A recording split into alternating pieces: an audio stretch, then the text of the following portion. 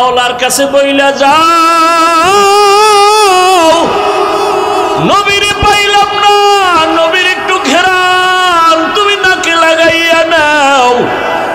আর নবীর ঘেরান যদি নাকে চাও, সুন্নতের মালা গলায় লাগায় দাও। আম্মা জান আয়েশা রাদিয়াল্লাহু আনহা বলেন, নবীজির ঘাম আমি বোতলে ভরে রাখতাম আর বড় বড় অনুষ্ঠানে আতর হিসাবে ব্যবহার করতাম। কেমন মায়ার নবী আমার, যেখানে কদম দেয় সেখানেই মেশকের ঘেরান। এত বছর মানুষের বয়ান করছি, ওহুদের ময়দানের ঘটনা বইলা বইলা বলছিলাম। নবীর দান শহীদ হওয়ার পর একটা গর্তের মধ্যে রসুল পড়ে গেলেন। হযরত আলী সহ কয়েকজন সাহাবা নবীরে কাঁধে উঠাইয়া ওহুদ পাহাড়ের পাশে নিয়ে একটা পাথরের উপরে রসুলকে বসালেন। নবী ওখানে কিছুক্ষণ বিশ্রাম নিলেন। নবী যেখানে বসছেন ওখান থেকে এখনো মেশকের ঘেরান আসতেছে, ওখান থেকে এখনো। এই বয়ানটা এত বছর করছি, কিন্তু ওই পাথরটা ধরতে পারি নাই, সৌদি গভর্নমেন্ট আটকায় রাখছে। এবার গিয়া শুনলাম ওই জায়গাটা খুলিয়া দিছে, চলে গেলাম সেখানে। ওই পাথরটা একটু গর্ত, মাথাটা ঢুকাইয়া যখন রসুলের শরীর মোবারক মাথা ওখানে রেখে রেস্ট নিছেন, ওই জায়গাটায় নাক লাগানো লাগে না, দাঁড়াইলে দেখি মেশকের ঘেরান বের হচ্ছে। ভালো রকম তাকায় দেখলাম কেউ কি আবার আতর লাগাইলনি?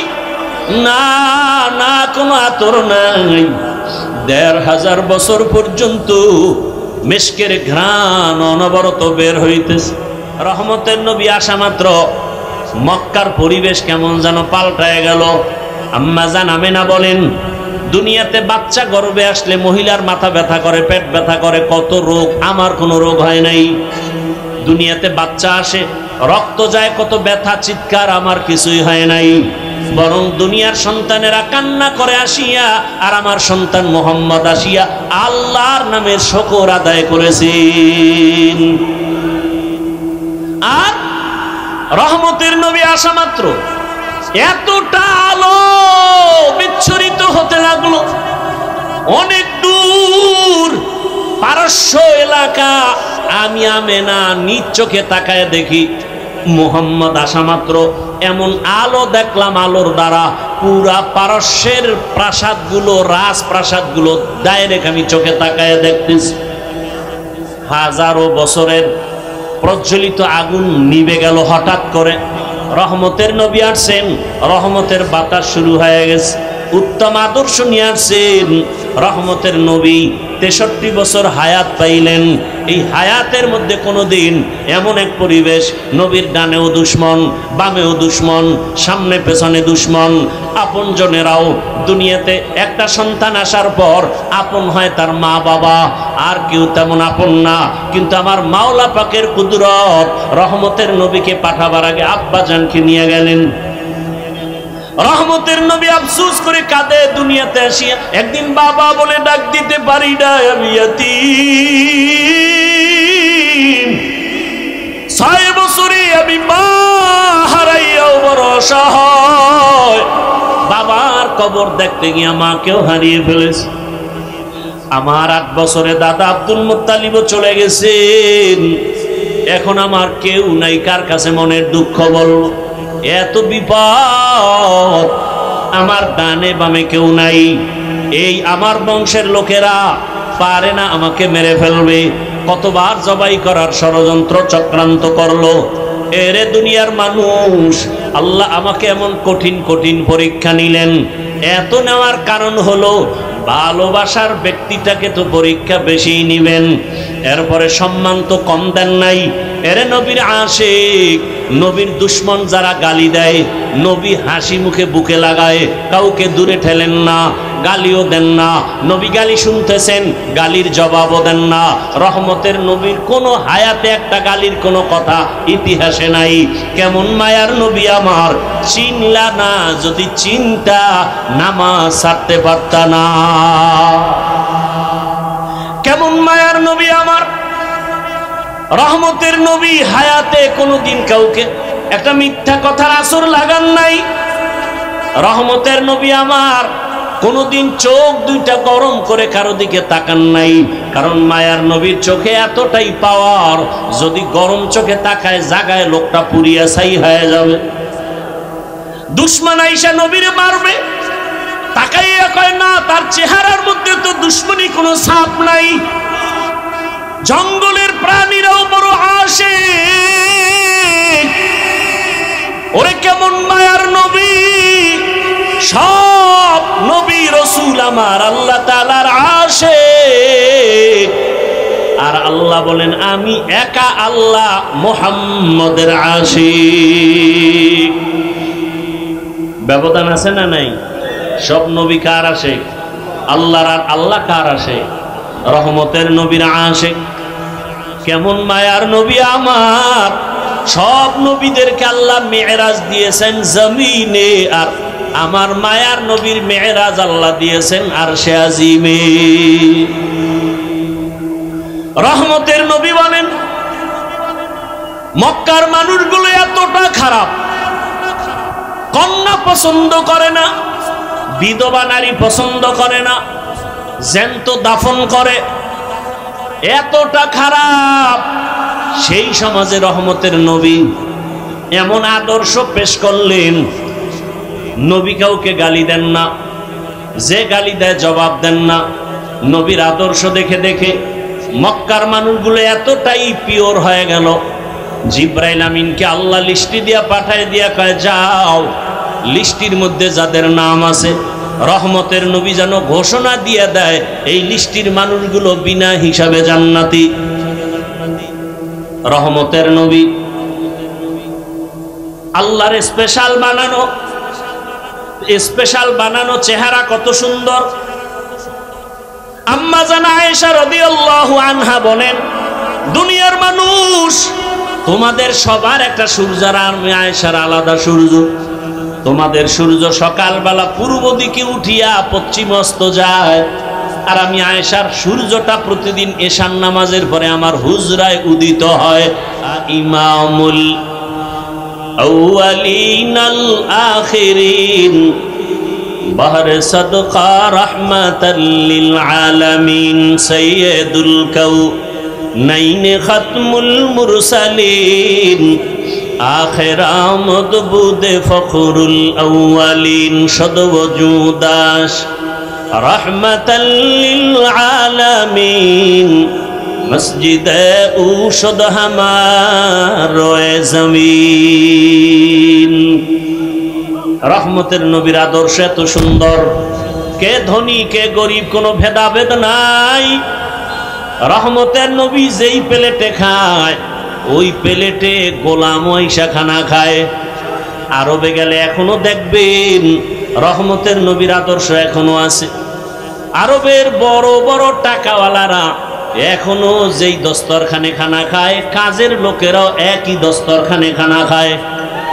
এটা কার সুন্নত? এটা তাবলীগওয়ালাগো সুন্নত। কার সুন্নত? তো কুজাও সুন্নতে আহমদ কুজা বা মুহাম্মদ कैबुअद निस्बत मन अहब्बा सुन्नती कौले रसूल मजदाए काना माई हम कुन कबूल। রহমতের নবী উত্তম আদর্শ নিয়ে আসলেন। জায়গাটার নাম বলেন, কোথায় আসছেন? কেরানীগঞ্জ। কোথায় বলেন না কেন? মক্কা নগরীতে আসছেন, মদিনায় না। কোথায়? মক্কা নগরীতে আসছেন।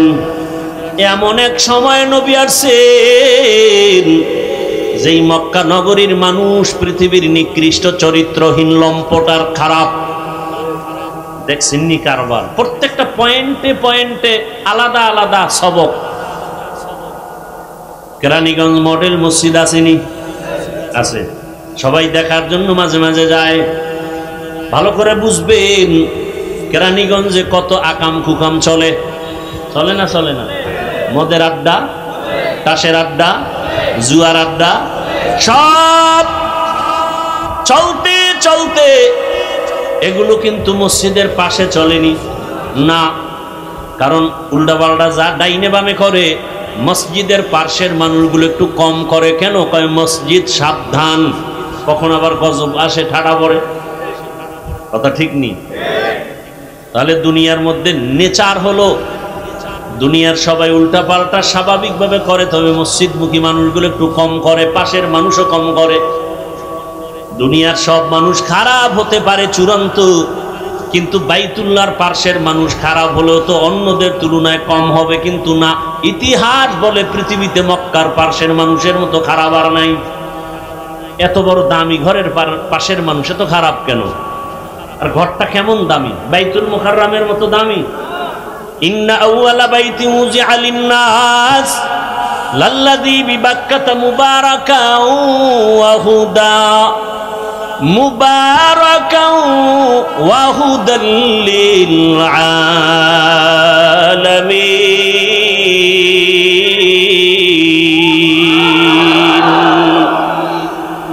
জমিনের মধ্যে আল্লাহ একটা ঘর বানাইছেন বাইতুল্লাহ, হেদায়েতের ঘর, ইবাদতের ঘর। কেমন দামি একটা ঘর! যেই ঘরের দিকে প্রথম নজর যে দিবে, নজরটা পড়া মাত্র মালিকের কাছে যা চাইবে সাথে সাথেই কবুল। আরো আস্তে করে বলুন। বাইতুল্লাহ এমন একটা দামি ঘর, যেই ঘরের কিনারায় ঢুকিয়া কেউ, সীমানায় ঢুকে যদি কেউ বলে, একবার বলে আল্লাহ, সাথে সাথে 1,00,000 বার আল্লাহ বলার সওয়াব পেয়ে যাবে। আতিনা ফি দারে দুনিয়া না হাসান, আতিনা ফি দারে উকবানা হাসান, ইয়া গিয়াসাল মুস্তাগীসিন আহদিনা লফতিখারা বিন উলুমে ওয়াল গিনা। হর গড়ি দে नेको तू तैयार है, जो न मांगे उससे तू बेजार है। বাইতুল্লাহর সীমানা কদ্দুর জানেননি? যারা আমরা তওয়াফ করি হাজী সাহেবরা, ওই তওয়াফের জায়গা জেদ্দা এয়ারপোর্টে নামার পরে মক্কায় যারা রওনা করেন, আপনারা দেখছেন রাস্তার উপরে এরকম একটা রেহাল আছে, বিশাল বড় রেহাল, দেখছেননি? ওই রেহালের ভিতরে ঢুকলেই সে বাইতুল্লাহর সীমানায় ঢুকলো। বাইতুল্লাহর দেওয়ালের পাশে বসে যদি একটা সেজদা দেয়, যে ফল পাবে, রেহালের মধ্যে ঢুকে একটা সেজদা দিলে 1,00,000 সেজদার সওয়াব পেয়ে যাবে। এরকম চারদিকে সীমানা নেওয়া, এই পুরা সীমানাটা নিরাপদ কিয়ামত পর্যন্ত।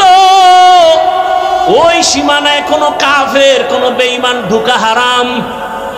কোন অপরাধী যদি হাজারো মানুষকে হত্যা করে ঢুকে যায়, আল্লাহর আইন হলো ওই সীমানায় থাকা অবস্থায় চোখের গরম দিয়েও তাকানো যাবে না, হারাম। কারণ এই জায়গাটা হলো নিরাপদ। ওয়াত্তিনি ওয়াজ্জাইতুন ওয়া তুরি সিনিন ওয়া হাদাল বালাদিল আমিন।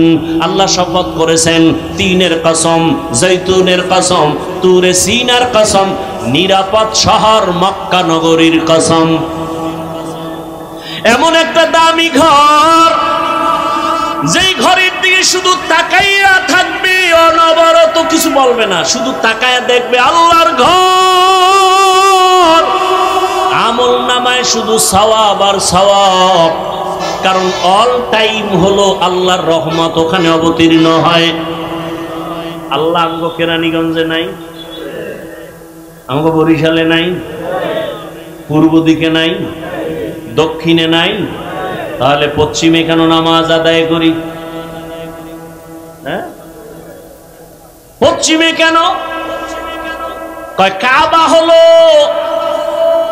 মুসলমানের ঈমানের ওখানে নেটওয়ার্ক, ওখানে নেটওয়ার্কের মূল সেন্টার কাবা।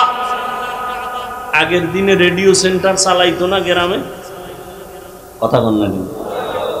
আচ্ছা, রেডিওর খবর দিলে রেডিওটা যদি ঢাকার দিকে মুখ না করে তাহলে আওয়াজ হয় না, ঘুরায় যদি দেয় অন্যদিকে আওয়াজ নেই। বিষয় কি? সেন্টারের সাথে সম্পর্ক নাই। মুসলমানের ঈমানের মূল সেন্টার কই? কাবা। আল্লাহর অল টাইম ওখানে আল্লাহর কুদরতের রহমত অবতীর্ণ হয়। রহমতের নবীর জন্মভূমি, এত বড় দামি এক জায়গা। পৃথিবী নামক গ্রহটা আল্লাহ বানাইছেন, আগে বানাইছেন কাবার স্থানটা, এরপরে বাকি জায়গা পৃথিবীর মধ্যখান জায়গা। ওই কাবা এত দামি যে কাবার দিকে তাকায় থাকলেও সওয়াব, শুধু তাকায় থাকবে সওয়াব, তওয়াফ করলে তো সওয়াব আছেই। যেই কাবার সামনে গেলে সব এক হালাতকে, ধনীকে গরিবকে, আলেমকে মূর্খ, কোনো ভেদাভেদ নাই, সবাই দুইটা কাফন পরো। মরার আগে মরার কাফন লাগাও, কালা না সাদা? সাদা কাফন একটা বডির মধ্যে লাগাও, আর একটা পরনে লাও, সেলাই দিও না। আমরা হুজুরেরা সব সময় টুপি পরে থাকি, ওখানে গিয়েও কি একটু চিন্তা করি, সবাই যখন এক লাইনে আমরা আলাদা টুপি দেই, চালাকি চলবে?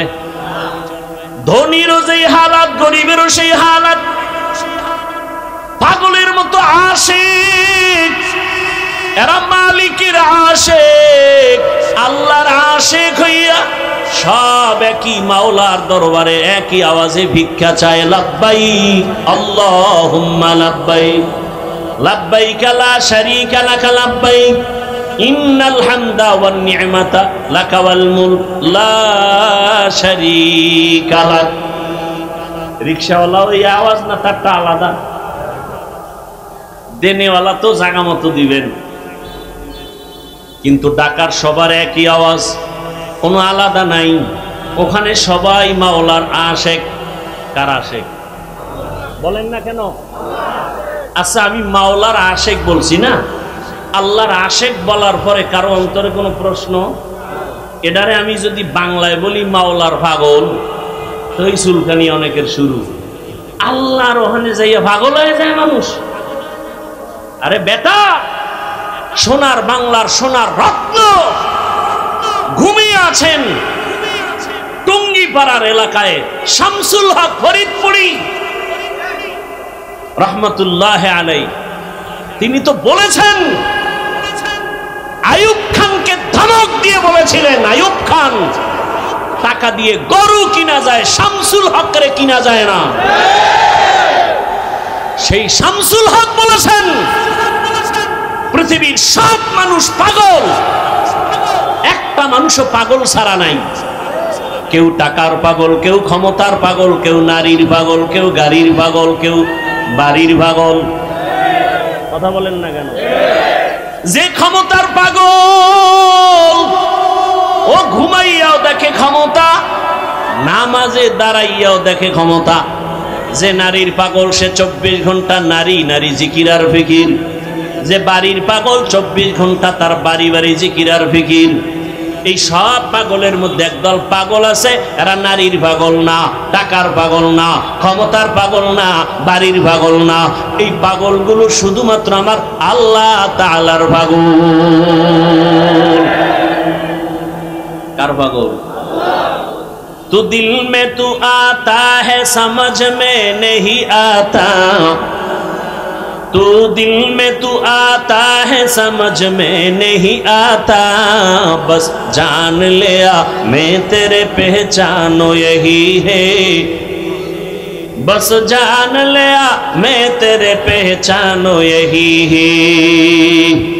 যে টাকার পাগল সে টাকা তালাশ করে, ঠিক নেই? যে ব্যক্তি টাকার পাগল সে টাকা টাকা চায়। যে ক্ষমতার পাগল সে বলে টাকা লাগবে না, ক্ষমতা চাই। যে নারীর পাগল কয় মা বাপ লাগবে না, নারী চাই, ঠিক নেই? আর যে ব্যক্তি আমার আল্লাহ তাআলার আশিক, ওই বান্দা বলে টাকা লাগবে না, বাড়ি লাগবে না, ক্ষমতা লাগবে না, আমি কিছুই চাই না, আমার মালিক মাওলাকে চাই। तेरा आईना आलमे रंग बू है, जिधर दिखता हो उधर तू ही तू है। तेरा आईना आलमे रंग बू है, जिधर दिखता हो उधर तू है हीचे कसदर मुल्के उ अंबाजो ने कौले उरा लहने ने आवाज ने अल्लाह के पाওয়ার জন্য আশিক আল্লাহরে কই ভাইবা আল্লাহরে দেখছনি লন্ডন যাইয়া দেখবা আল্লাহকে কয় না আল্লাহ দেখার আয়না হলো আল্লাহর সৃষ্টি কয় বিল্ডিংটা এত সুন্দর বানানোওয়ালা ইঞ্জিনিয়ার না জানি আরো কত সুন্দর ঠিক না বিল্ডিং এত সুন্দর প্রমাণ করে ইঞ্জিনিয়ার কি কথা বলেন না কেন আমার আল্লাহ কত সুন্দর আমার আল্লাহর বানানো আসমানের দিকে তাকায় দেখ আসমান এত সুন্দর বানানোওয়ালা আরো কত সুন্দর আল্লাহর বানানো জমিন এত সুন্দর বানানোওয়ালা আল্লাহ কত সুন্দর এগুলো নিয়ে যারা গবেষণা করে করতে করতে করতে করতে দেওয়ানা হয়ে যায় এরে জমিন এত সুন্দর বানানোওয়ালা কত সুন্দর তার একটু দেখতে মনে চায় তার একটু দেখতে মনে চায় তখন বান্দা আল্লাহর মহব্বতে পাগল পারা হয়ে যায় একটা নারীর পিছনে পাগল হইয়া দুনিয়ার সব ছাইরা দেয় একটা পুরুষ ঠিক নেই অথচ ওই নারীর ঘামের মধ্যে কি মেশকের ঘ্রাণ আছে আমার মাওলার কুদরত দেখা আশিক কেন পাগল পারা হবে না ওই বাইতুল্লাহর সামনে গিয়ে ঘুরে আর আওয়াজ দেয় লাব্বাইক তোমার আশিক হাজির চোখের পানি ছেড়ে কান্নার আওয়াজ একবার সিজদায় পড়ে কাঁদে আবার দৌড়ায় আবার পাথর মারে পাগলামি চলতেছে মাওলার মহব্বতের পাগলামি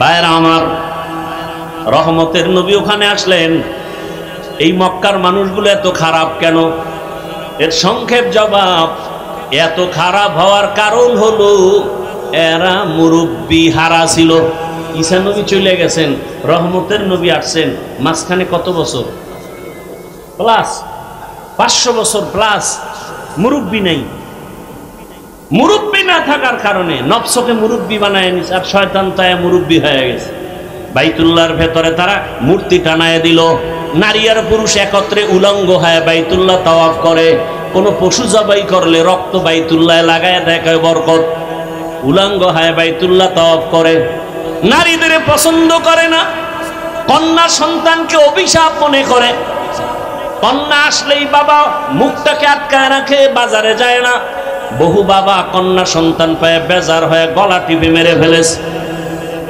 কত খারাপ বর্তমান দুনিয়াতেও কিছু কুলাঙ্গার দেখা যায় ছেলে হলে খুশি হয় মেয়ে হলে কষ্ট পায় বলেন না কেন এবার কষ্ট পায় বউরে গালাগালি করে সন্তান দেওয়ার মালিক কি স্ত্রী আল্লাহ হেদায়েত দান করুন সন্তান দেওয়ার মালিক কে তো বউরে গালি দেন কেন লিল্লাহি মুলকুস সামাওয়াতি ওয়াল আরদ ইয়াহাবু লিমান ইয়াশাউ ইনাসান ওয়া ইয়াহাবু লিমান ইয়াশাউ যুকুর আও ইউযাওবিজুহুম যুকরানা ওয়া ইনাসা ওয়া ইয়াজআলু মান ইয়াশাউ আকিমা ইন্নাহু আলিমুন কাদির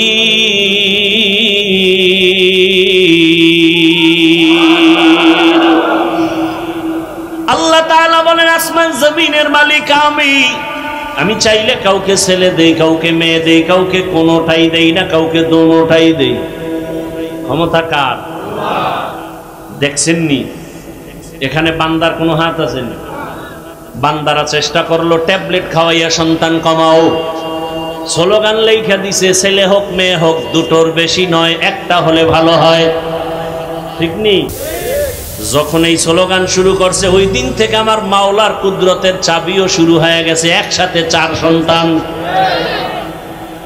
আল্লাহর সাথে পাল্লা দিয়ে কেউ পারছে এই শিক্ষিত বাবারা বলেন তো সন্তান কমানোর মিছিলে বলেন তো কি পরিমাণ জনসংখ্যায় আমার দেশের মানুষ কমছে না বাড়ছে তো ট্যাবলেট কই ওয়া মাকারু ওয়া মাকারাল্লাহ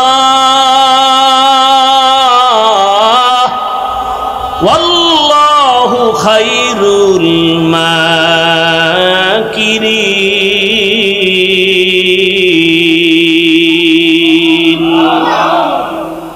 আল্লাহর চেয়ে বড় বুদ্ধিওয়ালা কেউ আসেনি? আরে মিয়া, তুমি কত বুদ্ধিজীবী! মাওলাকে নিয়ে গবেষণা করার বুদ্ধির জীবী তো তোমার নাই। বেশি চালাকি করবা, ভেতরের জীবী হ্যাং হয়ে যাবে। হ্যাং হয়ে গেলেই তো বলে আল্লাহ বলতে কিছু নাই। এরে নবীর আশিক, রহমতের নবী আপনাদের এলাকায় উদাহরণ এভাবে দিয়ে, আপনাদের কেরানীগঞ্জ এলাকায় কোথাও হঠাৎ করে মদের আড্ডা শুরু হয়ে গেছে, জুয়ার আড্ডা। এলাকার কিছু যুবকরা দৌড়ে এসে এলাকার হুজুরদের ডাকছে, আলেম ওলামাকে ডাইকা বলে, হুজুর শুনে যান, কেরানীগঞ্জ এলাকায় এখনো অমুক জায়গায় নাচ গান চলে, মদের আড্ডা চলে। তাহলে কি করবো? কয় ফিরাইতে হবে। হুজুরে কয় তোমরা বাও, আমি যে না না না না যাই না, পরিবেশ না, তাদের পরিবেশটা তৈরি করো। যারা মোটামুটি ইমানওয়ালা তাকে আগে গিয়া তোরা পরিবেশ কর, তারপরে আমরা হুজুরেরা আসবো। চূড়ান্ত খারাপ জায়গায় হুজুর যাবে? কথা বলেন না কেন? তাহলে মক্কার মানুষ এতটাই খারাপ, এমন জায়গায় শ্রেষ্ঠ রসুলকে পাঠাইলেন কেন? নবীকে তো একটু কম জায়গায় পাঠাইবেন যেখানে কম খারাপ। আল্লাহর কুদরত আলাদা, রোগী যত বড় ডাক্তারও তত বড়। ইমামুল আউয়ালিন আল আখিরিন বহরে সাদকা রাহমাতাল লিল আলামিন। রহমতের নবী আসলেন সুবহ সাদিকের সময়। রহমতের নবী আসা মাত্র মক্কার পরিবেশ কেমন যেন পাল্টায় গেল। আম্মা জান আমেনা বলেন, দুনিয়াতে বাচ্চা গর্ভে আসলে মহিলার মাথা ব্যথা করে, পেট ব্যথা করে, কত রোগ। আমার কোনো রোগ হয় নাই। দুনিয়াতে বাচ্চা আসে, রক্ত যায়, কত ব্যথা, চিৎকার, আমার কিছুই হয় নাই।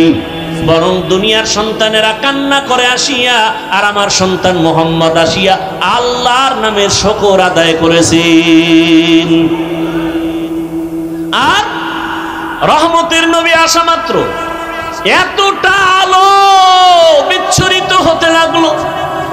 অনেক দূর পারস্য এলাকা, আমি আমেনা নিজ চোখে তাকায় দেখি মুহাম্মদ আসা মাত্র এমন আলো দেখলাম, আলোর দ্বারা পুরা পারস্যের প্রাসাদগুলো, রাজপ্রাসাদগুলো ডাইরেক্ট আমি চোখে তাকায় দেখতেছি। হাজারো বছরের প্রজ্বলিত আগুন নিভে গেল হঠাৎ করে। রহমতের নবী আসছেন, রহমতের বাতাস শুরু হয়ে গেছে, উত্তম আদর্শ নিয়ে আসছেন। রহমতের নবী 63 বছর হায়াত পাইলেন। এই হায়াতের মধ্যে কোনোদিন এমন এক পরিবেশ, নবীর ডানেও দুশ্মন, বামেও দুশ্মন, সামনে পেছনে দুশ্মন। আপন জনেরাও, দুনিয়াতে একটা সন্তান আসার পর আপন হয় তার মা বাবা, আর কেউ তেমন আপন না। কিন্তু আমার মাওলা পাকের কুদরত, রহমতের নবীকে পাঠাবার আগে আব্বা জানকে নিয়ে গেলেন। রহমতের নবী আফসোস করে কাঁদে দুনিয়াতে আসিয়া, একদিন বাবা বলে ডাক দিতে পারি না, আমি ইয়াতীম। 6 বছরে আমি মা হারাইয়াও বড় অসহায়। বাবার কবর দেখতে গিয়ে মাকেও হারিয়ে ফেলেছে। আমার 8 বছরে দাদা আব্দুল মুত্তালিবও চলে গেছেন। এখন আমার কেউ নাই, কার কাছে মনের দুঃখ বলবো? এত বিপদ, আমার ডানে বামে কেউ নাই। এই আমার বংশের লোকেরা পারে না, আমাকে মেরে ফেলবে। কতবার জবাই করার ষড়যন্ত্র চক্রান্ত করলো। এরে দুনিয়ার মানুষ, আল্লাহ আমাকে এমন কঠিন কঠিন পরীক্ষা নিলেন। এত নেওয়ার কারণ হলো ভালোবাসার ব্যক্তিটাকে তো পরীক্ষা বেশি নিবেন, এরপরে সম্মান তো কম দেন নাই। এরে নবীর আশিক, নবীর দুশ্মন যারা গালি দেয়, নবী হাসি মুখে বুকে লাগায়, কাউকে দূরে ঠেলেন না, গালিও দেন না। নবী গালি শুনতেছেন, গালির জবাবও দেন না। রহমতের নবীর কোনো হায়াতে একটা গালির কোনো কথা ইতিহাসে নাই। কেমন মায়ার নবী আমার, চিনলা না, যদি চিন্তা নামাজ ছাড়তে পারতা না। কেমন মায়ার নবী আমার, রহমতের নবী হায়াতে কোনোদিন কাউকে একটা মিথ্যা কথার আসর লাগান নাই। রহমতের নবী আমার কোনদিন চোখ দুইটা গরম করে কারো দিকে তাকান নাই, কারণ মায়ার নবীর চোখে এতটাই পাওয়ার, যদি গরম চোখে তাকায় জাগায় লোকটা পুড়িয়া ছাই হয়ে যাবে। রহমতের নবী কোনদিন গরম চোখে কারো দিকে তাকান নাই। নবী আমরা বয়ান করতে করতে গলা শেষ, তলা শেষ, মাইয়া বলার হিসাব নেওয়ার টাইম নাই, ঘুমানোর টাইম নাই, দৌড়াইতেছি গাধার মতো। এত মেহনত, এত বয়ান, 1 ঘন্টা করলে কয় বয়ানই করে নাই, টাকা লয়ে দৌড়ায় গেছে। 3 ঘন্টা করলেও কয় মন ভরে নাই, এত বয়ান। আর আমার রহমতের নবীর কোনো বয়ান লাগে না। আমার নবী আসছে, চেহারা দেখে আর কথা শুনে, ব্যবহার দেখে বেঈমান কালেমাওয়ালা হয়ে যায়। দুশমন আইসা নবীরে মারবে, তাকাইয়া কয় না, তার চেহারার মধ্যে তো দুশ্মনী কোনো ছাপ নাই। জঙ্গলের প্রাণীরাও বড় আসে, ওরে কেমন মায়ার নবী। সব নবী রসুল আমার আল্লাহ তাআলার আসে, আর আল্লাহ বলেন আমি একা আল্লাহ মুহাম্মদের আশিক। ব্যবধান আছে না নাই? সব নবী কার আসে? আল্লাহর। আর আল্লাহ কার আসে? রহমতের নবীর আসে। কেমন মায়ার নবী আমার। সব নবীদেরকে আল্লাহ মেরাজ দিয়েছেন জমিনে, আর আমার মায়ার নবীর মেরাজ আল্লাহ দিয়েছেন আরশে আজিমে। রহমতের নবী বলেন মক্কার মানুষগুলো এতটা খারাপ, কন্যা পছন্দ করে না, বিধবা নারী পছন্দ করে না, জ্যান্ত দাফন করে, এতটা খারাপ। সেই সমাজে রহমতের নবী এমন আদর্শ পেশ করলেন, নবী কাউকে গালি দেন না, যে গালি দেয় জবাব দেন না। নবীর আদর্শ দেখে দেখে মক্কার মানুষগুলো এতটাই পিওর হয়ে গেল, জিব্রাইল আমিনকে আল্লাহ লিস্টি দিয়া পাঠায় দিয়া কয় যাও, লিস্টির মধ্যে যাদের নাম আছে রহমতের নবী যেন ঘোষণা দিয়ে দেয় এই লিস্টির মানুষগুলো বিনা হিসাবে জান্নাতি। রহমতের নবী আল্লাহর স্পেশাল বানানো চেহারা কত সুন্দর। আম্মা জান আয়েশা রাদিয়াল্লাহু আনহা বলেন দুনিয়ার মানুষ তোমাদের সবার একটা সূর্য, আর আমি আয়েশার আলাদা সূর্য। তোমাদের সূর্য সকালবেলা পূর্ব দিকে উঠিয়া পশ্চিম অস্ত যায়, আর আমি আয়েশার সূর্যটা প্রতিদিন এশার নামাজের পরে আমার হুজরায় উদিত হয়। নবীর চেহারা এত সুন্দর। আম্মা জান আয়েশা রাদিয়াল্লাহু আনহা বলেন নবীজির ঘাম আমি বোতলে ভরে রাখতাম, আর বড় বড় অনুষ্ঠানে আতর হিসাবে ব্যবহার করতাম।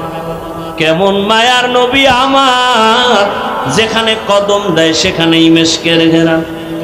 এত বছর মানুষের বয়ান করছি, ওহুদের ময়দানের ঘটনা বইলা বইলা বলছিলাম। নবীর দান শহীদ হওয়ার পর একটা গর্তের মধ্যে রসুল পড়ে গেলেন।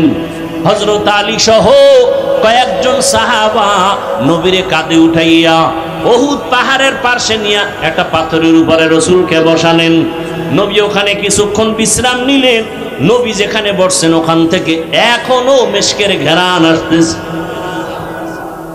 ওখান থেকে এখনো। এই বয়ানটা এত বছর করছি, কিন্তু ওই পাথরটা ধরতে পারি নাই, সৌদি গভর্নমেন্ট আটকায় রাখছে। এবার গিয়া শুনলাম ওই জায়গাটা খুলিয়া দিছে, চলে গেলাম সেখানে।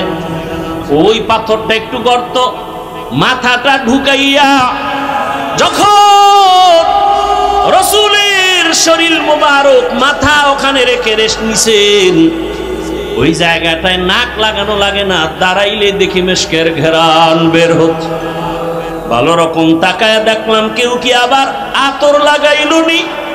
না না, কোনো আতর নাই। ১৫০০ বছর পর্যন্ত মেশকের ঘ্রাণ অনবরত বের হইতেছে। পারলে বাবা মাওলার কাছে বইলা যাও, নবীরে পাইলাম না, নবীর একটু ঘ্রাণ তুমি নাকে লাগাইয়া নাও। আর নবীর ঘ্রাণ যদি নাকে চাও, সুন্নতের মালা গলায় লাগায় দাও। আমি কিন্তু এখনো একবারও বলি না, এতক্ষণ বয়ান করছি একবারও কিন্তু বলি নাই সবাই স্কুল ছাড়িয়া মাদ্রাসায় যাও, একবারও বলি নাই টুপি লাগাও, একবারও বলি না আমার মতো দাড়িওয়ালা হও, একবারও বলি না চাকরি ব্যবসা ছাড়িয়া তাবলিগে যাও, চরমোনাই যাও, পীরের কাছে যাও। আমি একবারও বলি নাই রে বাবা, বরং আমি বলতে চাই ও যুবক বাবারা, বৃদ্ধ বাবাজি, ছাত্র যুবক বাবারা, মা বোনেরা, স্কুলে পড়ো, কলেজে পড়ো, চাকরি করো, ব্যবসা করো, বাধা নাই। আমি পরামর্শ দিব ওখানে থাইকা জান্নাতের পথটাকে রেডি করে ফেলো। বলবা এটা কেমন করে সম্ভব? আল্লাহ বিবেক দিছে, বিবেকটাকে প্রশ্ন করে দেখো। তোমার মতো যুবক নবীর আসে, স্কুলে পড়ে, কলেজে পড়ে, 5 ওয়াক্ত নামাজ পড়ে, আছে না নাই? তোমার বিবেকটাকে জিজ্ঞাসা করো, বলো তুমি কেন পারবা না? রাস্তায় গাড়ি চালায় কত ড্রাইভার 5 ওয়াক্ত নামাজ পড়ে, বলো তুমি কেন পারো না? তোমার মতো জেনারেল লাইনের বাংলা শিক্ষার যুবক নদীর মধ্যে মাছ ধরে, নামাজ ছাড়ে না, বলো বাবা তুমি কেন পারবা না? বাই ফোর্স তোমাকে কোনো অর্ডার না, বিবেকের কাছে প্রশ্ন রাখি। তোমার মতো যুবক র্যাব, আর্মি, পুলিশ, বিডিআরের চাকরি করে, 5 ওয়াক্ত নামাজি আসেনি? তোমার বিবেক দিয়া জবাব বের করো, তুমি কেন পারো না? তোমার কপালে কার অভিশাপ লাগছে বলো রে বাবা? ও ব্যবসায়ী, ও চাকরিজীবী বাবারা, আপনার মতো কত ব্যবসায়ীরা নামাজ ছাড়ে না, ব্যবসা করে, দোকানদারিও করে, নামাজও আদায় করে। আপনি কেন পারবেন না? ও আমার আল্লাহর বান্দারা, এখনো সময় আছে, তওবা করে নাও। পর্দার আড়ালের মা বোনেরা, আপনার মতো কত মা, কত বোন এখনো আছে, নামাজ ছাড়ে না, বেপর্দায় চলে না, মোবাইলে সময় নষ্ট করে না, স্বামীর মাল হেফাজত করে, খেয়ানত করে না। আপনারা কেন পারবেন না? বৃদ্ধ বাবাজিরা, আপনার মতো কত বুড়ারা মসজিদে গিয়া নামাজ আদায় করে, আপনি কেন পারবেন না? মনে মনে কি ভাবছেন কোরআন মিথ্যা? প্রমাণ একটা দেন, দিতে পারলে আমি এখন দাড়ি কেটে ফেলবো, নামাজ ছেড়ে দিব, আল্লাহর বিরুদ্ধে রাস্তায় নেমে যাব। কারণ আমার আল্লাহ আছে না আছে দলিল কোরআন, কিয়ামত আছে নাকি নাই দলিল হলো কোরআন। ওই কোরআনেই যদি ঝামেলা থাকে, সবই ঝামেলা। কিন্তু আজও পর্যন্ত আল্লাহর কোরআনের একটা ভুল কেউ বের করতে পারছে? কেউ পারে নাই, বরং বহু মাথাওয়ালা কালেমা পড়েছে। আমার আল্লাহর কোরআন এত সত্য, এটা এমন এক দামি কিতাব, এটা দিয়ে তাকাইলে কলিজা ঠান্ডা হয়ে যায়। এটা পড়লে সওয়াব, দেখলে সওয়াব, এটার আওয়াজ যত শুনবেন ততই কলিজা ঠান্ডা হয়ে যাবে। এরে নবীর উম্মতের দল, ও যুবক বাবারা, তোমার মতো যুবক স্কুল কলেজে পড়ে, লেখাপড়া করে, চাকরি করে, ব্যবসা করিয়া যদি নামাজ পড়ে, বলো তুমি কেন পারবা না? কয়দিন আর বাহাদুরি করবা? বলো, তোমার মতো বড় বড় বাহাদুর তো করোনায় চলে গেল, মহামারী করোনায় কত বড় বড়রা চলে গেল, টাকার বাহাদুরি দিয়া থাকতে পারে নাই। চোখের সামনে কত ক্ষমতার পাওয়ারওয়ালা সব ধ্বংস হয়ে গেল। কিসের পাওয়ার দেখাও? তাকায় দেখো, গাড়ির নিচে লাশ, পানির নিচে লাশ। কয়েকদিন আগে তোমরা ফেসবুকের গোলামরা দেখছো না? বিদেশ থেকে আসছে টাকার বস্তা নিয়া, সন্তান পরিবার নিয়ে বাড়িতে রওয়ানা, রাস্তার পাশে গাড়ি বইরা সব মরে গেল। আল্লাহর বান্দা কাঁদতেছে, বিদেশ থেকে আসলাম, বাড়ি পর্যন্ত যেতে পারলাম না, সন্তানও নাই, স্ত্রীও নাই। কিসের দুনিয়ার রং তামাশা? বাড়িওয়ালার বাড়ির দিয়ে তাকাও, বাড়িওয়ালা বাড়ি বানাইছে কিন্তু ঘুমাইতে পারে না, মামলার ভয়। কি হবে এই বাড়ির বাড়াই করে? টাকাওয়ালা ব্যাংকে টাকা রাখছে, উঠাইতে পারে না, মামলার ভয়। এই টাকার বাহাদুরি করে লাভ কি হবে? করোনায় লাশ আর লাশ। এমন একটা দিন নাই গাড়ির নিচে লাশ পাওয়া যায় না, এমন একটা দিন নাই ঘুমের বিছানায় লাশ পাওয়া যায় না। আর এখন তো নতুন এক সিস্টেম চালু হয়েছে, মারা লাগবে না, তোমাকে মারার জন্য রেডি হয়ে আছে একদল, প্রতিদিন পেছনে ঘুরে মারার জন্য। স্বার্থে আঘাত লাগবে, মা সন্তানের মেরে ফেলবে, সন্তান মাকে জবাই করবে। এই ঘটনা কি আপনারা দেখছেন না দেখেন নাই? তাহলে বাহাদুরি করে কি লাভ? হ্যাঁ, মনের কিছু আশা মানুষের থাকে, শয়তানি আশা। সিনেমা হলে গেলে জানি কি মজা, পার্কে ঘুরলে কি জানি মজা। যারা গেছো যুবকদের পায়ে হাত রেখে বলবো, বাবা জীবনে তো পার্কে কম ঘুরো নাই, শখ মিটাইয়া আড্ডা তো রাতের বেলা মোবাইলে কম দাও নাই, এখনো কি ফিরবা না? এখনো কি তওবা করবা না? মনে চাইছে দাড়ি কাটবা, কেটে ফেলেছো, কারো বাধা মানো নাই। আর কত কত বছর আরো দাড়ি কাটলে মনের আশা পূরণ হবে? আর কতবার সিনেমা হলে গেলে তোমার মনের আশা পূরণ হবে? আর কত মাইয়া নিয়ে আড্ডা দিলে তোমার মনের আশা পূরণ হবে বলো? এবং তোমার হায়াতের বাকি আছে কতদিন তাও বলো? এখনো সময় আছে, তওবা করো।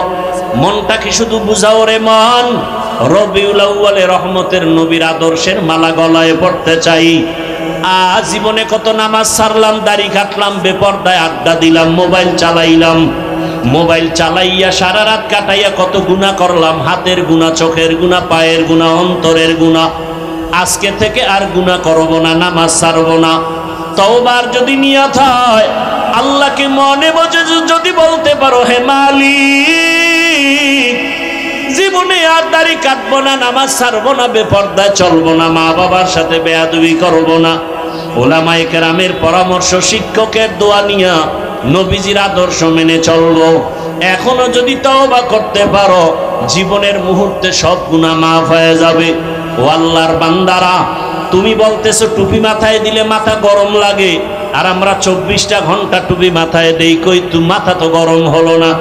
টুপির কারণে তো আমগো সম্মানও কমে নাই। তোমরা কেউ আসো, কেউ নাই, কেউ খাও, কেউ খাও না, আমরা টুপিওয়ালাদের কোনো টেনশনই নাই।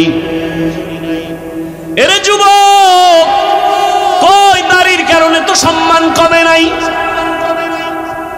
এমপি সাহেব দেখলে কয় হুজুর দোয়া করবেন, মন্ত্রী দেখলে বলে দোয়া করবেন, টাকাওয়ালা দেখলে বলে হুজুর দোয়া করবেন, আপনাদের দোয়া ছাড়া উপায় নাই। মাদ্রাসায় পড়েছি, সরকারি কোনো সার্টিফিকেট নাই, কই সার্টিফিকেটের অভাবে তো না খাইয়ে কোনো দিন মরি নাই। বরং টাকার পিছনে তুমি দৌড়াও, আর আল্লাহর প্রিয় বান্দা যারা টাকা তাদের পেছনে দৌড়ায়। অহংকারী বুঝানোর জন্য বলি না রে বাবা, বুঝাইতেছি ইসলামের লাইনে চললে সম্মান কম নাই। এখনো সময় আছে, তওবা করো। আমার মাওলার আযাব কি তুমি ছোট মনে করেছো? আরে আজকে আমিও তো তোমার মতো টুপি মাথায় না দিয়েও চলতে পারতাম, কেউ আমারে বাধা দিত না। তোমার মতো যদি প্যান্ট শার্ট টাই লাগাইয়া দাড়ি কাইটা রাস্তায় মাস্তানি করতাম, কে ফিরাইতো? বরং আমারে বিএনপি ওয়ালারা ভাড়া করতো, জামাত ভাড়া করতো, আওয়ামী লীগ ভাড়া করতো। তোমার মতো লোক আমগো দরকার। পাথর দিয়া মানুষ মারবা, তোমার মতো সাহসী লোক আমরাই চাই। কিন্তু না রে বাবা, এই টুপির কারণে কত গালি, দাড়ির কারণে কত গালি, মাদ্রাসায় পড়ার কারণে কত গালি। এরপরে এই লাইনে থাইকা কি পরিমাণ গালাগালির শিকার হইয়াছি রে বাবা। এরপরেও তো টুপি ফালাই না, দাড়ি ফালাই না, নামাজ ছাড়ি না। রাত নাই দিন নাই, ছেলে মেয়ে নিয়ে ভাবার সময় নাই। উম্মতের পিছনে সব আলেমরা দৌড়াচ্ছে, দিন নাই রাত নাই, এত মেহনত, তাবলীগওয়ালাদের মেহনত, পীর মাশায়েখের মেহনত, দেওবন্দি কওমি উলামায়ে কেরামের মেহনত, 12 মাস এত দৌড়াই। ও আল্লাহর বান্দারা, পায়ে ধরে ধরে ধরে ধরে বলি, রাসূলের আদর্শের মালা গলায় লাগাইও। পায়ে ধরে ধরে কেন বলি?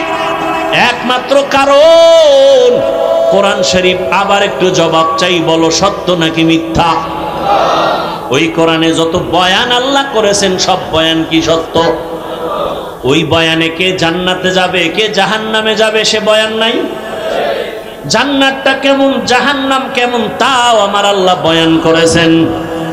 আল্লাহর কোরআন আর রাসূলের হাদিস পড়ে যা পাইলাম, দুনিয়ার সূর্যের গরম থেকে হাজার হাজার হাজার গুণ গরম জাহান্নামের আগুনের গরম। দুনিয়াতে একটা মশার কামড় সইতে পারি না, কবর হাসরে সাপের কামড় কেমনে সহ্য করব? দুনিয়াতে একটা বেতের বাড়ি সইতে পারি না, গুনাহগারের কবরে 2 পার্শ্বের মাটির চাপ দেওয়া হবে, কেমন করে সহ্য করবা? ও আল্লাহর বান্দারা, যদি অন্তর বলে কোরআন সত্য, আমার এই বয়ানগুলো সত্য রে বাবা, তুমি চাকরি করো, স্কুলে পড়ো, কলেজে পড়ো, দোয়া করি। ডাক্তার হও, ইঞ্জিনিয়ার হও, তুমি প্রফেসর হও, তুমি একজন ওসি হও, ডিসি হও, এসপি হও, তবে একটা দাবি, বেয়াদব হইও না রে বাবা। খবরদার। বলবা হাফিজ ভাই, আদবওয়ালা ডাক্তার কেমনে হতে হবে, বেয়াদবি মুক্ত ইঞ্জিনিয়ার কেমনে হওয়া যায়? সহজে জবাব, তিনটা জায়গার দোয়া নিলে আদবওয়ালা ডাক্তার হবা। আদবওয়ালা ডাক্তার হলে দুনিয়ায় তোমার সম্মান মরিয়া গেল সম্মান। আদবওয়ালা ডাক্তার হওয়ার জন্য তিনটা দোয়া নিবা, তিন জায়গা থেকে। দোয়া নিতে না পারলেও বেয়াদবি করবা না, মরার আগে কপাল শেষ হয়ে যাবে। এক নাম্বার জায়গা পিতামাতার দোয়া, ওখানে বেয়াদবি করবা, তুমি ডাক্তার হলেও জুতার বাড়ি দুনিয়াতেই পাবা। এরে নবীর উম্মত, দুই নাম্বার শিক্ষকের দোয়া, ওখানেও যদি বেয়াদবি করো বিদ্যার জগৎ থেকে হারিয়ে যাবা। তিন নাম্বার আদর্শ ঠিক রাখার জন্য, চরিত্র ভালোর জন্য উলামায়ে কেরামের দোয়া, ওখানেও যদি ঝামেলা করো চরিত্র কোনোদিন ভালো হবে না।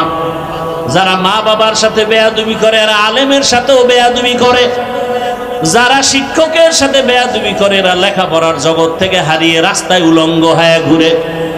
অতএব যুবক, তুমি ডাক্তার হও বাধা নাই, ইঞ্জিনিয়ার হও বাধা নাই, তবে আদবওয়ালা হও, বেয়াদবি করিও না।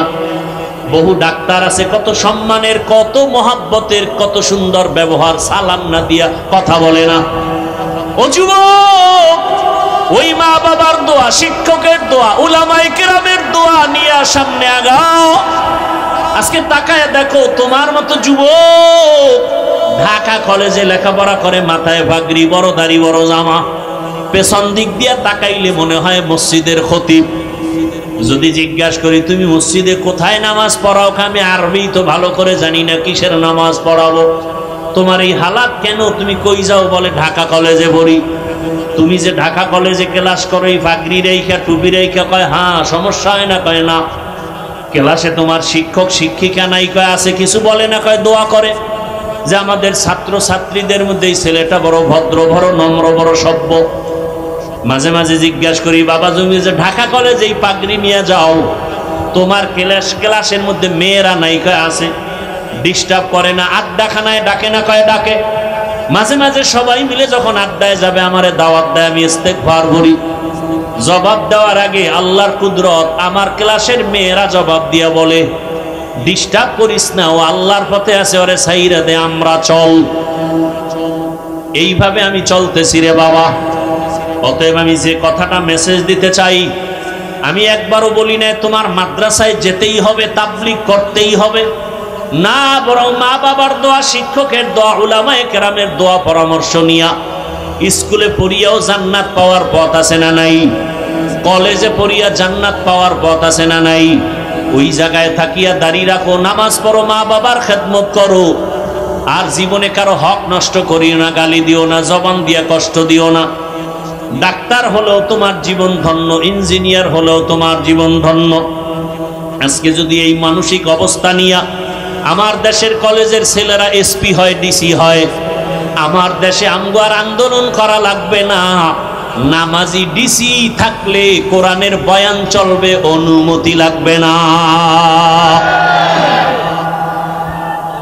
এরে নবীর উম্মত, এখনো সময় আছে, তওবা করো।